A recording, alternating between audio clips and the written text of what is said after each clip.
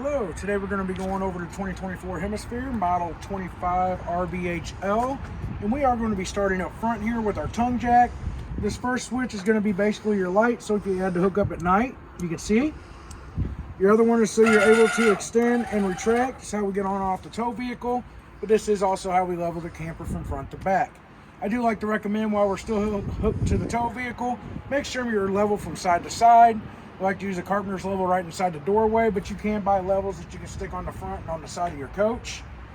But you want to make sure you're level from side to side first. You may have to put some blocks down. Use that tow vehicle to roll onto them. Makes it a lot easier. After you're good and level from side to side, then you're going to unhook and then level front to back using this guy here. Once you're good and level from side to side and front to back, then you will lower your stabilizer jacks located on each corner of the camper. And that is a 3/4 socket. I like to tell you that. Makes it a lot easier to use a drill. But they do supply a manual crank for you as well. Your foot is also adjustable at the bottom up to 4 holes. I usually only like to recommend only going about 2 or 3. That way, because if you're extended pretty high on this guy, there isn't a whole lot of sway or play in that.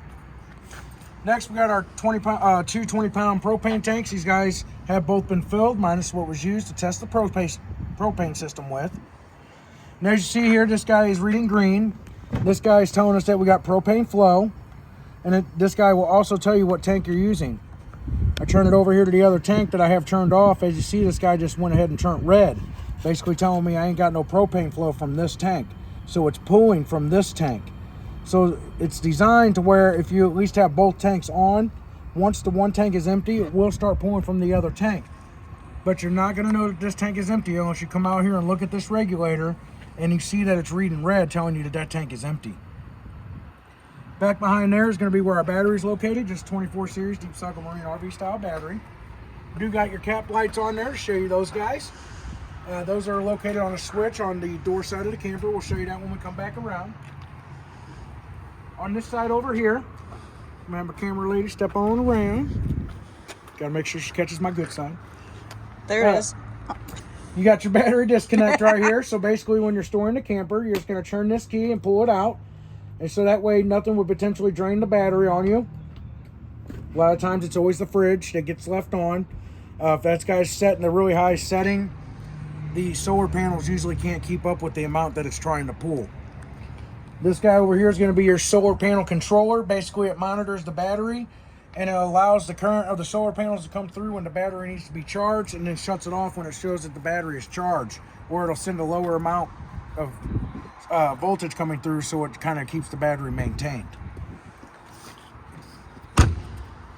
Next, you're going to have your single gray tank here. As you see, that handle right now is actually in the open position. Just pull that to close it. This is going to be for your kitchen sink. Underneath our slide, you're going to have one tube on this side that's open. There's going to be one on the other side as well. Those are your overflow and breather tubes. And then the one there with the knob on it is going to be for the drain, the fresh water tank. All right, as we come around here towards the back side, you're going to have your other sewer hooked up here, basically for your other gray tank, which is bathroom, sink, and shower, and the black tank. Black tank's gonna have a black handle. Well, they put black handles on both of them. Good thing they got them labeled for us though. So your gray tank is here. I think these guys are already still pushed in. Okay. I got an extra long rod on those guys. Makes them look like they're out, but they were in. All right, so basically with the black tank, and we're gonna talk about this here in just a minute when we go around to the other side at our water station. Whenever you go to dump your black tank, you're going to make sure you got your sewer hose hooked up. It comes with a clear elbow that you're able to not, you don't want to look at your waste, but you're going to see it. But basically, you're going to do a black tank flush, and you're going to be able to see when the water's coming out clear. When you go to do the black tank flush, you always do want to make sure that you're using a black hose for the black tank. Keeps it simple. But you also want to try to use a pressure regulator on the water spigot, because there's a plastic check valve on the back side of that hookup. That too strong water pressure can damage that check valve. When you're done flushing, then you're going to turn off the water at the spigot and unhook the hose from the spigot there. We'll talk a little, we'll brush over that again in just a few.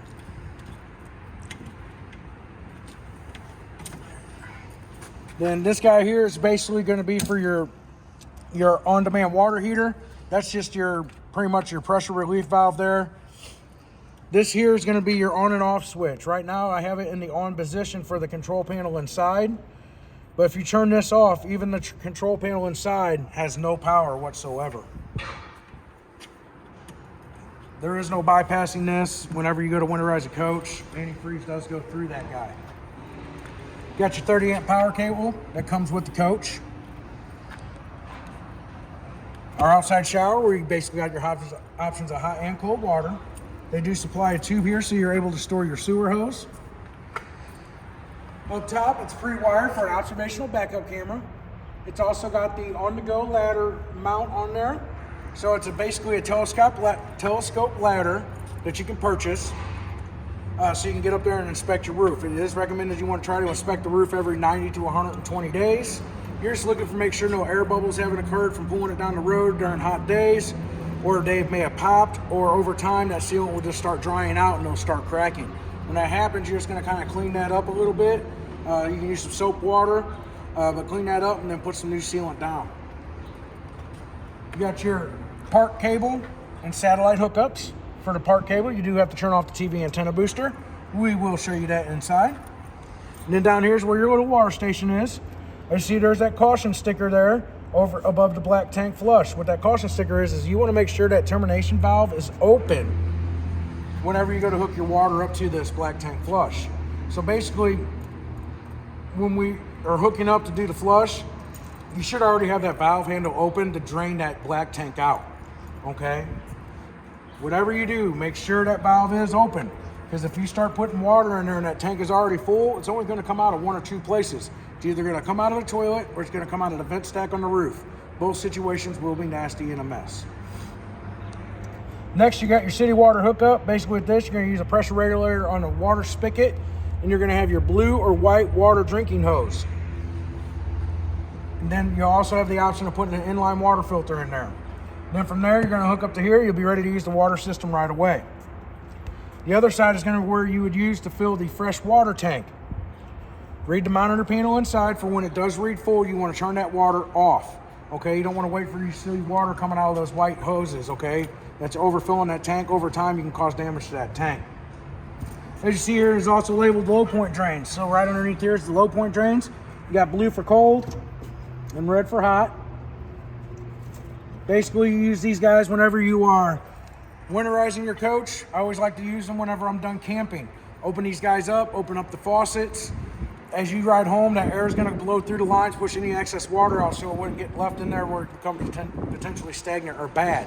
When that happens, then you got to be able to add bleach to the freshwater tank to sanitize your lines. The best way to do that with this style fill is that you're basically going to pour some bleach into your hose before you hook it up to here, and then fill that tank with usually about 1/3 or 2/3 of water, kind of to make sure you dilute that bleach. And then you're going to cycle that water through the entire water system and let it sit for a couple hours. From there, you're going to drain the tank. You're going to want to, flush the tank out. But the best way to kind of help clean out the lines is hook up to the city water side, and that will help flush out most of those water lines for you. We'll come back and talk about our steps here and our door in just a moment. Next, we're going to have our tires here. Basically, with the tires, you always want to make sure that these guys are always torqued to 100 foot-pounds. And this notice sticker here is to make sure you generally check these at 50, 100, and 200 miles. But you also want to make sure the tires are always topped off to their max PSI level. The nice thing with the Goodyear tires is they actually have it in big letters for you to read right here. That is 65 PSI that you guys want to keep those topped off at. We got our outside speakers. I had them on. I think I must have the radio turned down a little too low for us to hear it. Next, we're going to have our furnace.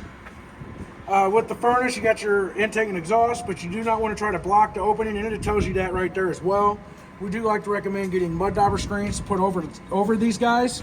They look like a couple of eyeballs and just go right over them. But it helps keep the wasps and mud daubers out of there from creating nest, which can create issues. Next, you got your vent for the hood or stove hood range up there. You want to make sure that's popped open when you're using the fan, or else the fan ain't doing nothing on the inside. We'll see that when we go in.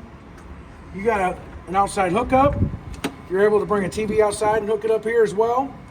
You got your outside sprayer, where it's just a little quick connect fitting. That's all he is. You got an area where you can hook up for your dog leash, if you have a dog. Next, we're gonna have the barbecue hookup here. So basically with that, down at the bottom, it's another, once again, it's kind of like a quick connect fitting like your shower, or your water hose. But there's a knob down here.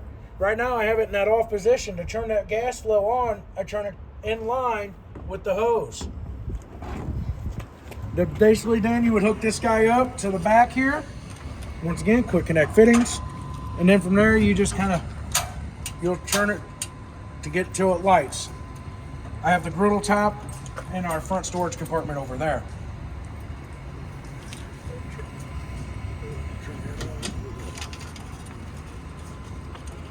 Next, we do got the outside fridge. This is a 110 only style fridge. So you do have to be plugged into Sure Power for this to have power as well. And then you got your temperature settings up here, off to coldest. And I usually try to just keep it right in the middle. You get a nice good temperature reading right there. And it can be adjusted as well.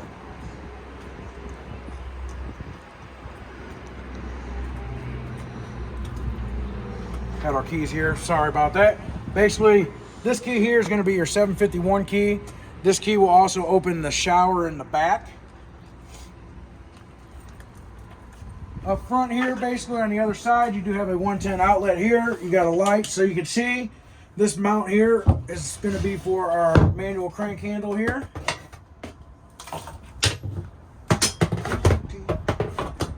Of course, they never put them in a good spot.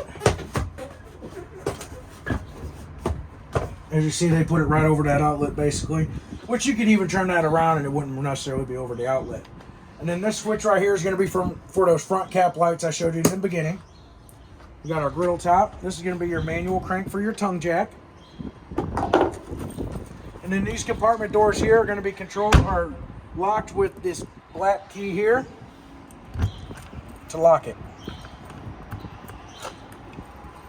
All right, as we now kind of go back towards our door area here, one thing you always got to note with these steps, these are some nice little style steps. These guys basically fold right in, but there's a couple things you do need to know about these guys.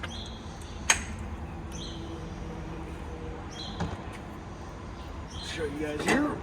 As you see, they just kind of flip right in. They lock right into place, nice and easy. This here, so you can adjust your feet. The reason for that, I'm gonna show you here, is that you want to try to have this as flat with the threshold as you possibly can. Okay, too much of an elevation on this will cause damage to both your screen door and your entry door if you are not careful. Your screen door right here, this guy comes apart where it can close. You slide this guy over, it helps keep the bugs out. Good to go. This guy here is going to be so you can lock your deadbolt from the inside. Try not to lose this sticker right here, because we know stickers last forever. But if you for some reason lose your key, this tells you what key you need to get a new replacement key for it. And that's going to be your purple key. So basically your purple key for the top door handle turns to the right and it locks the handle in and you pull the key out.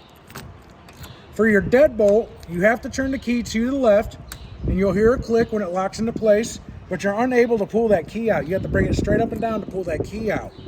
If you go to lock your deadbolt and you turn it to the right, but you're able to pull that key out, it shows you did not lock your deadbolt. All right, before we step inside, since it's right here, we'll go ahead and show you this guy. This is going to be your control panel box. So basically, everything that runs off the Sure Power, you have to be plugged in to use it, is going to be on your breakers. Everything that runs off the battery is going to be on the fuses. And they have everything pretty labeled for you, so that's nice and good. You got your fire extinguisher right here, located right near the doorway as well. And then as we step in, we're going to have our control panel that's going to be for the on-demand water heater. Like I said, if that switch outside is in the off position, this won't even be on. You basically can turn it on, you can set your temperature. It only goes as high as 122 degrees. If you prefer Celsius, you can switch it to Celsius. And then turn it off. Next, we got our control panel area here, it will tell you the statuses of your tanks from your fresh tank. It even tells you your battery status. But then your black tank, grade 1 and grade 2, you do not have an auxiliary. And I even wrote that right here. For grade 1 is going to be your bathroom sink and shower. And grade 2 is your kitchen sink. I tried to leave that there so you guys can have a better reminder for which one is which. Then you got your water pump. You're only using the water pump if you're using the fresh water tank. If you're hooked to city water, you do not need that guy. Then you got your tank heaters. Pretty much these guys are just little heating pads on the bottom of the tanks. Keeps them kind of warm when in cooler temperatures. It's got built-in thermostats, so as long as this switch is on, once it since the tanks get below a certain temperature, it'll automatically come on and start heating the tanks up, and they will shut off once it reaches a certain temp. It ranges very, very so. Then you got this light here is going to be for your awning.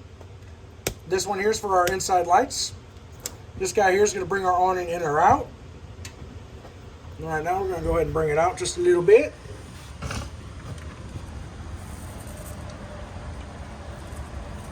I know we're close to another camper. I may not be able to bring it out all the way, but I just want to try to bring it out far enough to kind of show you guys.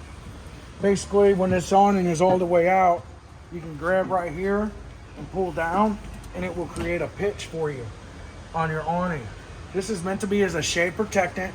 It is always recommended that if the camper is going to be unattended or unoccupied, like you go to the store, you're taking naps, you're going to a friend's lot, floating down the river, anything like that, you want to make sure you bring it in. You never know when a pop-up storm may come along.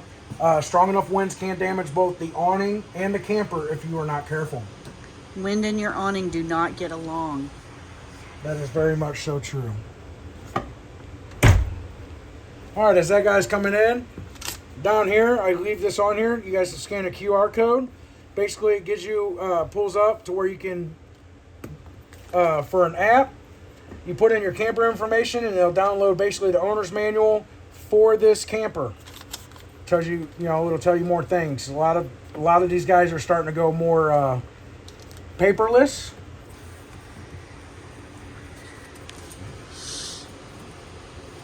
So that's what you would have to do to get that guy. All right, as we come around the corner,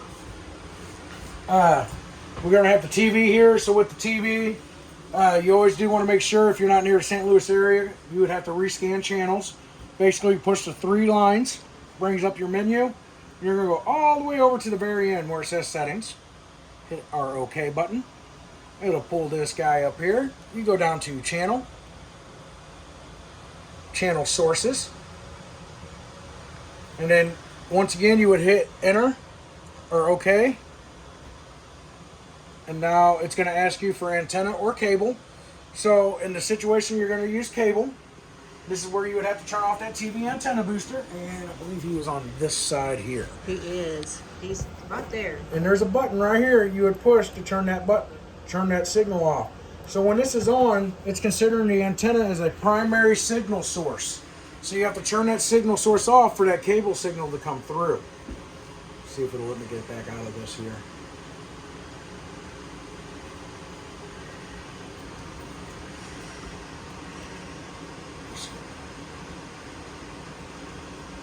And then you would, once it's all done doing its channel search, you would move over to done, hit OK. Said OK, there we go. And then exit. And there are other things that can be done with this as well. This is a smart TV, so you are able to do a little more with these guys. So we had the outside speakers on, but you couldn't necessarily hear them. I'm sorry about that, because I had it turned down too low, or my signal's probably a little weak, so let's go to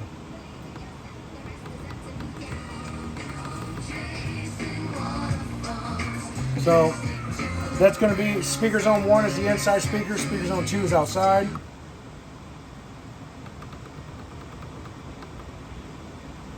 You can kind of hear it through the wall a little bit, but you're probably wondering what I'm doing out there right now. Like, why is he playing all that music? It does have a different mode. It has a Bluetooth mode. It does have the options where you can take this cover off. If you pull this back, you're able to hook up to the TV or DVD player, things along that nature. You do just have to make sure that the TVs are equipped for that, because I have noticed that they're hooking it up They've been hooking them up for the sound, but the TVs are not. The TV hookups are hooking into are the auxiliary cords, and it's meant to hook up for like a DVD player and things like that, so it's not allowing that TV signal to feed through our radio. Push it one time, it'll say goodbye. When you push it, it says welcome. Very friendly. Very friendly. This is going to be our remote for that guy. We do have a remote for the fireplace as well. Gonna leave them in here. I did not. What did I set them? No, there's a remote because I used them. Where did I set you? Oh, and our cup holder. See how easy he is? He can lose. I just kind of proved the point a little bit in that one. So these guys are easy to lose, and can sometimes be difficult to get replaced. Recommend like maybe putting a little piece of Velcro in here. You're able to stick that in here, or put a piece of Velcro there and keep it right there near the fireplace. Basically, you got your power button, your temperature where it'll show 00, low, and high, a timer setting for 30 minutes to 9 hours. You can change the color of the rocks. Oh, you gotta get it down here a little low. Change the color of the rocks. Level 4 to transition between all colors. And then you can change the color of your flame. Now let's make it to where we can kind of see it a little better. You got a blue. There's 4 transmissions between the orange and the blue, and then all together. Nice little features.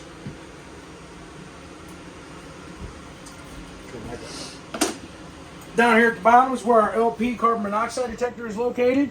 This guy is recommended you test this every 9 to 14 days. And to do that test, all you simply do is push this button right here where it even says test. It'll go off again. And then go back to green. This also says mute. So generally if it's going off, you can mute it so it isn't being so loud. If this guy's going off, it's potentially sensing some propane or carbon monoxide in the coach. You do want to take emergency precautions just to make sure. By basically the first person out of the door is going to be turning off the propane canisters.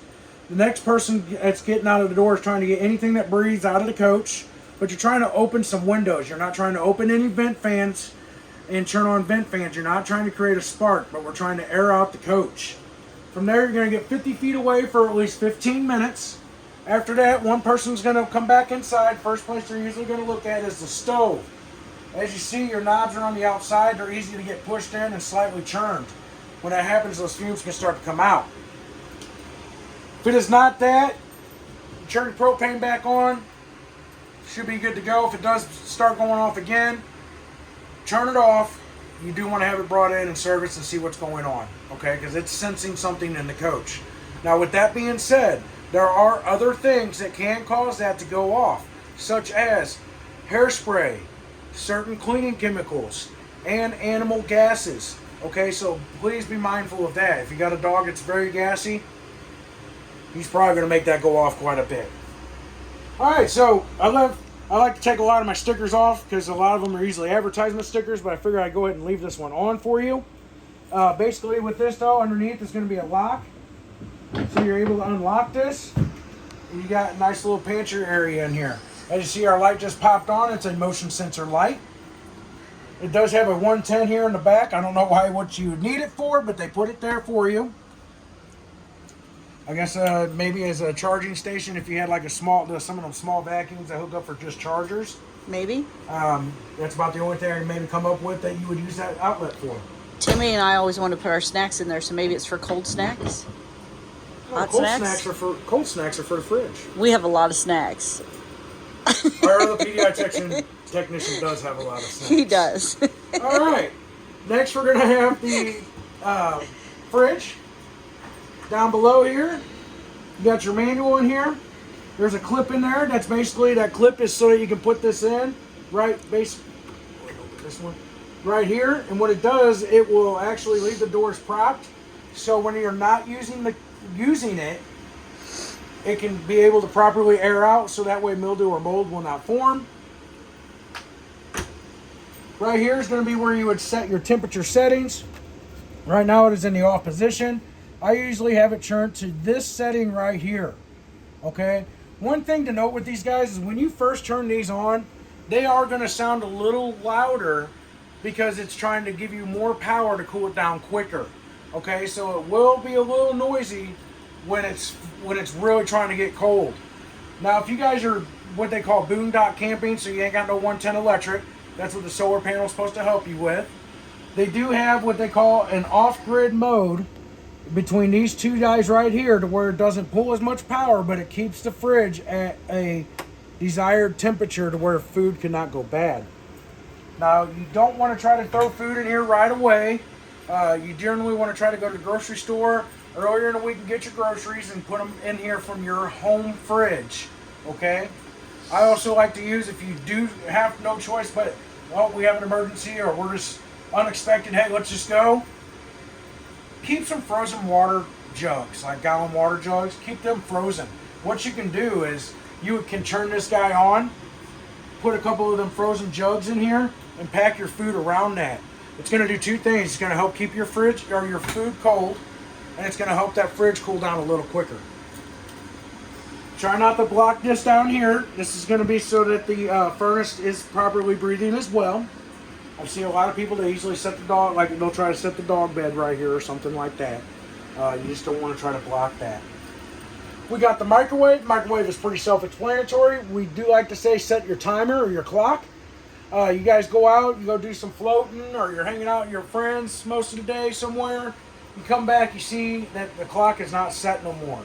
That shows you that there was a power failure. You want to try and find out if that power failure came from your campsite specifically, or if it came from the electric company, okay? If you're at a campsite where there is a lot of camps or campsites, and they're all full, you are liable to possibly experience power surges, okay? Because, you know, especially during the heat of the summer when everybody is out, you got people that's got 2 air conditioners, you know, but you got like 30 campers that's all 2 air conditioners. That's a lot of pull on electric, okay? So just be mindful of that. It would not hurt to maybe look into getting a surge protector. Just don't try to get a bottom dollar surge protector. Surge protectors only have a certain amount of resets before they're done.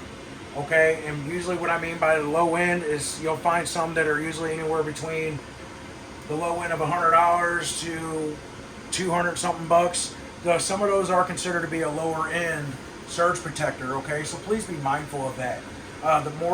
The more you will spend, the better quality you're going to get. Okay, so be mindful of that.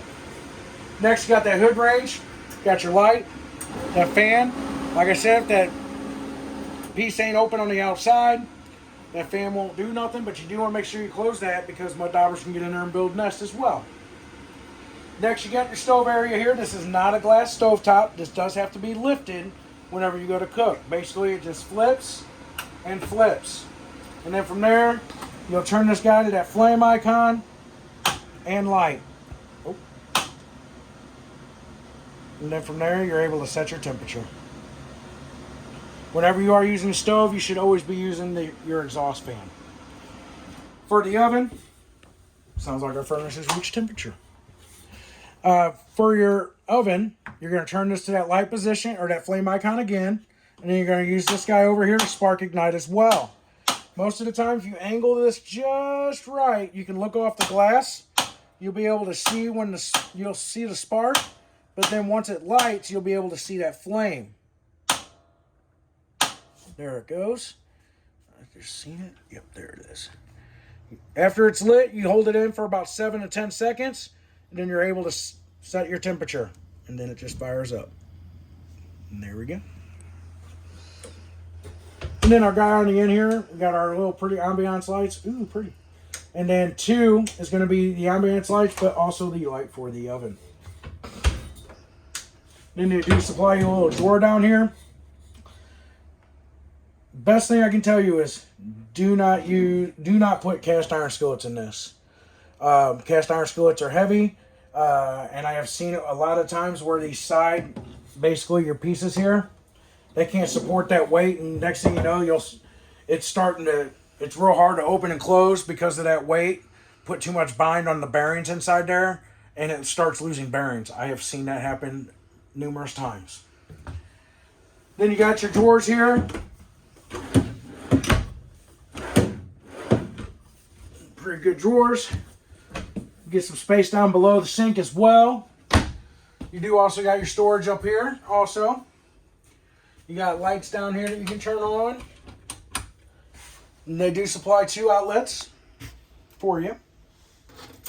You got the sink, and then we're going to have our thermostat. So with this thermostat here, this is a newer model. I'm going to turn this light off so you can see this a little better. So whenever you're wanting to do something, like right now I got it in heat, you got to push to acknowledge, and then you can choose your off position, which when you hit off, it's going to tell you what you want your fan on as well. I don't know why it does that, but you'll just push off again. You push it. You can choose cool, fan. You want to look for it where it says high, auto, because you can change it to auto low, just high, just low. You want high auto, so that way it'll kick on and off to your desired set temperature. And then from there, it already kicked on because I got it set to 65. You just turn your knob to whatever set you want. But you have to push the button to acknowledge that's the temperature set you want it to go to. This also gives you the option where you can have heat and cool.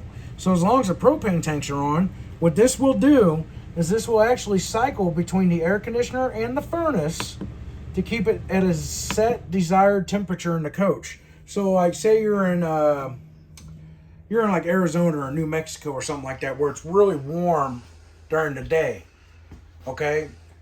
The air conditioner would run during the day. As soon as those temperatures started falling, because I've heard it can get pretty chilly in the desert areas at night, that would automatically switch over to the propane to heat the camper. That's a pretty nice little feature there. Or Missouri in the spring. Or Missouri in the spring, where it's 30 degrees in the morning and it will probably be 75 by 3 o'clock today. There you go. Next, you do have a table that does fold out, a little extension here. You don't want to try to put a tremendous amount of super weight on here. Basically, though, it's a nice, if you got some dirty dishes, you can set the dirty dishes here while you wash them and then put them in the drain rack, things like that. This guy here has got two little handles here at the bottom on each side. Kind of release and set this down. Very important. You should always have this down before you bring a slide room in. I have actually seen where a cleaner left this open, not our cleaner. They left this open and they went to bring the slide room in. We had to replace the countertop, the fascia board, and had to repair this entire wall here because they destroyed both the inside and the outside wall where the studs are for the brackets to hold on to. A lot of work was done just from a simple mistake of not putting that guy down. Always make sure that's down during travel. All right, and then as we come into the bedroom area here, you are going to have your light switch over here. And then you got this other nifty little button here. So what this guy does, this is actually an adjustable bed lift. So it will actually lift the bed up. So if you needed it elevated, especially for those people that snore, you can elevate that bed. And it actually can almost sit straight up. It gives you a pretty wide range of motion there. On each side of the cabinet, you do have a cubby on each side, but as you raise your bed up more, you start losing that cubby space. But there is a 110 hookup and USB hookups. So if you had to charge devices or need an alarm clock or something like that put in there, which alarm clock nobody really uses anymore.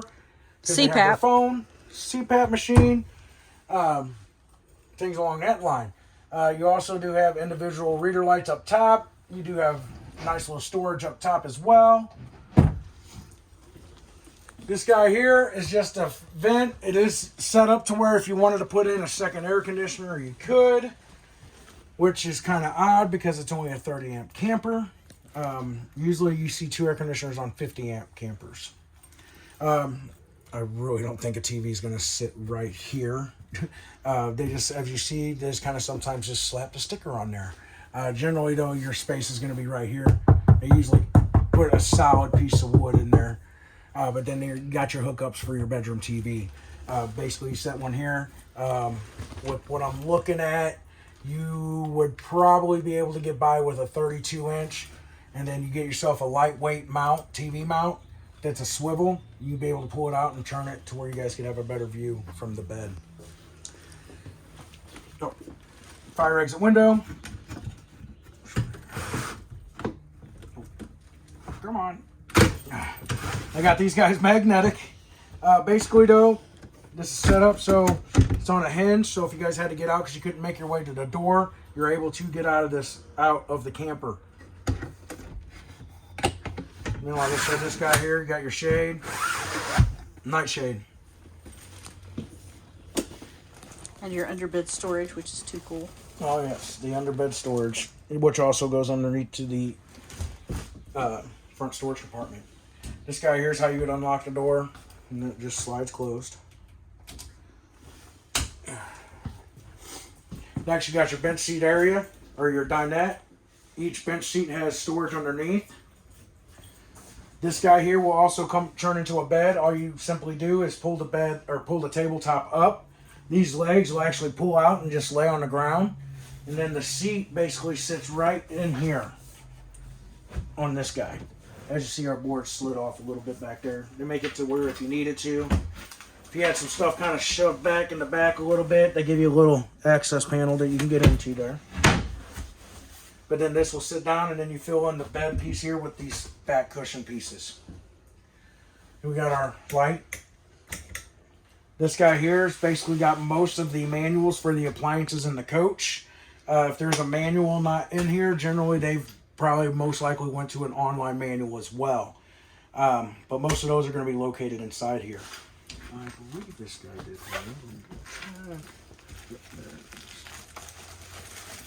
So right here, though, is going to be a very important piece of paper that you don't want to try to lose. But this is an appliance info sheet. Basically, this tells you the model and serial number to almost every appliance in this coach. So if something breaks down, our warranty individual may ask you, do you have a serial number for that? Nice thing is this paper has it all listed for you. It makes a nice little quick reference guide instead of having to try to tear stuff apart to find that sticker.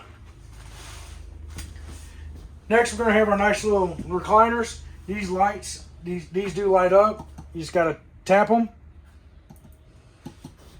Sometimes you got to find a sweet spot for these guys sometimes, because sometimes they're not always in line. But then basically you got your recliners here. You got little handles here on the side. Pull them up, kind of put your foot there, and just get a nice little lounge back and enjoy your show. Good night. Good night. Only after a good lunch. Do a well quality check of the recliners and the bed. We'll do 30-minute intervals on each. All right. Then you got your center console that I already had open. It does have a USB hookup in there. That is where I also like to keep our remotes. So we're going to go ahead and set those in there for you guys right now, so you know where they are located. Let's see. The next we are going to have our bathroom. Pretty much once again, pocket door slides over. You got your light switch here to turn on and off. You got your exhaust fan up top. We got our nice pretty little shower here. You see I had everything open to kind of drain our water lines. You got your hot and your cold. This guy here just slides over, locks into place. This is how I test this guy to make sure it does good, because you're always going to bump it with your elbow. Whenever you go to open this guy, you always got to try to pull it forward just a little bit and pull it towards you in the shower to release it, and then help guide it back. Don't let it just sling back on you, okay? Over time, that can cause damage to this on the inside. Closet area space there. We got our toilet here. So with the toilet, you always want to make sure there's usually some water in the bowl of that toilet, so that seal don't get dry, rotted, or brittle. But whenever you go to use your toilet, you do always have to make sure a cleaning chemical goes in there. You can either use the liquid, which 2 ounces of the liquid will treat a 40-gallon tank. So you can either pour it in there and go 1-2. Or you can buy a 1 or 2 ounce shot glass and keep it in the medicine cabinet. You can feel like you're getting your toilet drunk by giving it a couple shots. Then they also have pouches. If you're going to use the pouch, I always recommend fill in the bowl at least a quarter of the way, if not halfway up with water. Put that pouch in and make sure you see it dissolve. I have seen several times where I would be emptying a tank on a used unit, and the pouch just comes flying out. The chemical never came out of the pouch. It never dissolved like it should. So always just watch that and make sure the pouches dissolve. Okay? Then you're going to put about a gallon of water in there before you start doing your business. If you don't do that, and you go to do number 2 and there ain't no liquid in the bottom of that tank, it's going to smack and stick to the bottom of that tank like a spit wad, and we just don't want that. Starts forming a poop mountain, and Nobody wants a poop mountain. Smells start coming through, and it won't go away. All right, then you got basically your medicine cabinet up above, where it does have your stuff here to mount a toilet paper holder wherever you set desired. Most times I always recommend a stand-up one, just because that way because sometimes you might use too long of screws. You might go through this, or you might go through something trying to put it somewhere. You just never know. So I always usually recommend just spending a couple of dollars to get the toilet paper holder. Alright, down below here I do actually have a couple panels taken out. This is basically where you're going to winterize your coach from. Okay, so you got this hose here. Basically this cap comes off, goes into your jugs of antifreeze. From there you're going to turn this valve down here. And then once that valve has been turned, you turn on the water pump and it'll start pumping antifreeze through the coach. You're always going to start from the furthest point from the water pump, so that would be your kitchen and your outside sprayer. And you're going to basically start with the hot side first and then the cold. Once it starts coming out of the hot, go ahead and switch over to the cold. Once it turns pink, let it run for usually like an extra 8 to 10 seconds, because there was water that did go back into that P-trap that you want to try to get out of there. Okay? Antifreeze, when it gets cold enough, it still will get kind of slushy. So just please be mindful of that, because even when it slushies, it's still going to expand. Once you're done winterizing, though, you do want to take the pressure off of the lines. And basically, you're going to open up your faucets, hot side first, then cold. But make sure you open your low points first, because you're trying to get that antifreeze back out. Basically, all your antifreeze is doing is help lubricating internal washers inside your faucets, so they won't get dried out during the wintertime, and putting antifreeze in that P-trap, so that way there isn't much water in there where it can freeze and split. Then you got more storage space here as well. From there, we have reached our way back, or made our way back to the door. Hopefully this video was knowledgeable and informational for you guys. If you do have any questions, please feel free to call us, and we do our best to answer those for you over the phone. Thank you and have a wonderful day.